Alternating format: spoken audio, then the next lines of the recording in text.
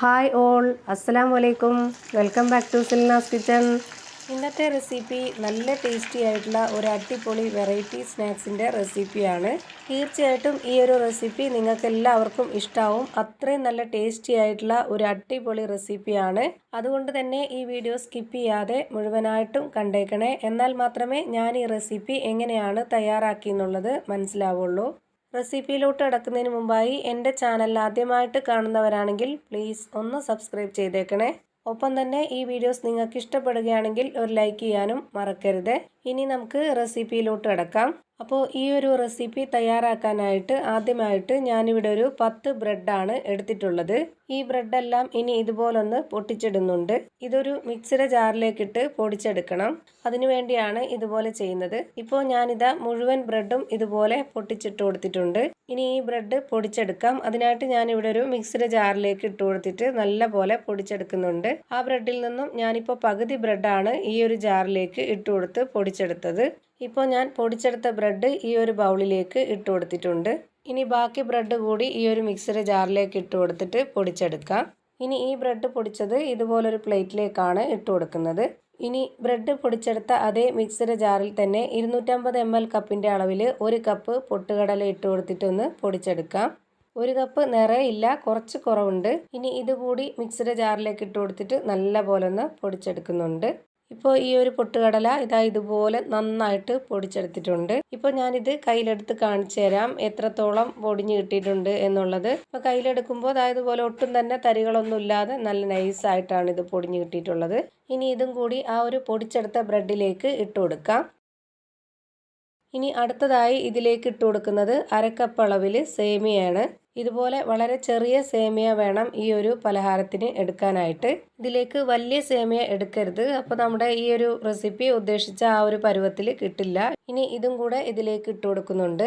ഇനി ഞാൻ ഇതിലേക്ക് ഇട്ട് കൊടുക്കുന്നത് ഒരു വലിയ സബോള ഇതുപോലെ ചെറുതായിട്ട് കട്ട് ചെയ്തിട്ടുള്ളതാണ്. ഞാനിപ്പോൾ വലിയൊരു സബോള ആയതുകൊണ്ട് ഒരെണ്ണമേ എടുത്തിട്ടുള്ളൂ. ചെറുതാണെന്നുണ്ടെങ്കിൽ 2 എണ്ണമൊക്കെ എടുക്കണം. ഇനി ഇതിലേക്ക് എരിവിന് വേണ്ടി 3 പച്ചമുളക് ഇതുപോലെ ചെറുതായിട്ട് കട്ട് ചെയ്തിട്ടുള്ളത് ഇട്ട് കൊടുക്കുന്നുണ്ട്. ഇനി ഇതിലേക്ക് കുറച്ച് കറിവേപ്പിലയും കുറച്ച് മല്ലിയിലയും ഇട്ട് കൊടുക്കാം. ഇനി ഇതിലേക്കൊരു 1/2 സ്പൂൺ മുഴുവൻ കുരുമുളക് ചതച്ചതാണ് ഇട്ട് കൊടുക്കുന്നത്. പൊടി ഉണ്ടെന്നുണ്ടെങ്കിൽ അങ്ങനെ ഇട്ട് കൊടുത്താലും മതി, അല്ലാന്നുണ്ടെങ്കിൽ ഇതുപോലെ ചതച്ചത് ഇട്ട് കൊടുക്കാം. അപ്പോൾ നമുക്ക് കടിക്കാനൊക്കെ കിട്ടുമ്പോൾ നല്ലൊരു ടേസ്റ്റ് ആയിരിക്കും. ഇനി ഇതിലേക്കൊരു 1/4 സ്പൂൺ വെളുത്തുള്ളി ഇഞ്ചിയും ചതച്ചെടുത്തതാണ് ഇട്ട് കൊടുക്കുന്നത്. അടുത്തതായി ഇതിലേക്ക് ഒരു നുള്ള് ഗരം മസാലപ്പൊടി കൂടി ഇട്ട് കൊടുക്കാം. ഇനി ഇതിലേക്ക് ആവശ്യത്തിനുള്ള ഉപ്പിട്ട് കൊടുക്കാം. ഇനി കൈ വെച്ച് ഇതെല്ലാം കൂടി നന്നായിട്ടൊന്ന് മിക്സ് ചെയ്തിട്ടെടുക്കണം. ഇപ്പോൾ ഇത് നന്നായിട്ട് മിക്സ് ചെയ്തിട്ടെടുത്തിട്ടുണ്ട്. ഇനി നമുക്കിതിലേക്ക് വെള്ളം ഒഴിച്ചു കൊടുക്കാം. ഞാനിപ്പോൾ ഇതിലേക്ക് 1 കപ്പ് വെള്ളമാണ് എടുത്തിട്ടുള്ളത്. മുഴുവനും ഒഴിച്ചു കൊടുക്കുന്നില്ല. ആദ്യം 1/2 കപ്പ് ഒഴിച്ചു കൊടുത്തിട്ട് നന്നായിട്ടൊന്ന് കുഴച്ചിട്ട് പോരാന്നുണ്ടെങ്കിൽ മാത്രം കുറച്ചുകൂടി വെള്ളം ഒഴിച്ചു കൊടുക്കാം. ഇപ്പോൾ ഇതിലേക്ക് ഒഴിച്ചു കൊടുത്ത വെള്ളം പോരാതെ വന്നിട്ടുണ്ട്. ഇതിലേക്ക് ഇനി കുറച്ചുകൂടി വെള്ളം ഒഴിച്ചു കൊടുക്കാം. ഇപ്പോൾ 1 കപ്പ് വെള്ളം എടുത്തതിൽ 3/4 കപ്പ് വെള്ളമാണ് ഇതിലേക്ക് ഒഴിച്ചു കൊടുത്തിട്ടുള്ളത്. ഇപ്പോൾ ഇതൊരു കറക്റ്റ് പരുവത്തിന് കിട്ടിയിട്ടുണ്ട്. ഇനി കയ്യിൽ കുറച്ച് എണ്ണ ഒന്ന് സ്പ്രെഡ് ചെയ്തതിന് ശേഷം ഇതിൽ നിന്ന് കുറച്ചെടുത്തിട്ട് ഇതുപോലെ ഒന്ന് ഉരുട്ടിയിട്ടെടുക്കാം. ഞാനിപ്പോൾ ഈ ഒരു ഷേപ്പിലാണ് ഇത് റെഡിയാക്കിയിട്ട് എടുക്കുന്നത്. ഓരോരുത്തർക്കും ഇഷ്ടമുള്ള ഷേപ്പിൽ ഇത് റെഡിയാക്കി എടുക്കാം. ബോൾസ് ആക്കി എടുക്കുന്നതിനേക്കാളും ഇങ്ങനെ ഒന്ന് പരത്തി കൊടുക്കുമ്പോൾ നല്ലതായിരിക്കും ഉള്ളൊക്കെ വെന്ത് കിട്ടാനായിട്ട്. ഞാനിപ്പോൾ ഈ ഒരു ഷേപ്പിലാണ് എല്ലാം റെഡിയാക്കി എടുക്കുന്നത്. ഇനി നേരത്തെ റെഡിയാക്കി വെച്ചിട്ടുള്ള ആ ഒരു ബ്രെഡ് പൊടിയിലേക്ക് ഇട്ട് കൊടുത്ത് ഇതൊന്ന് കോട്ട് ചെയ്തിട്ടെടുക്കാം.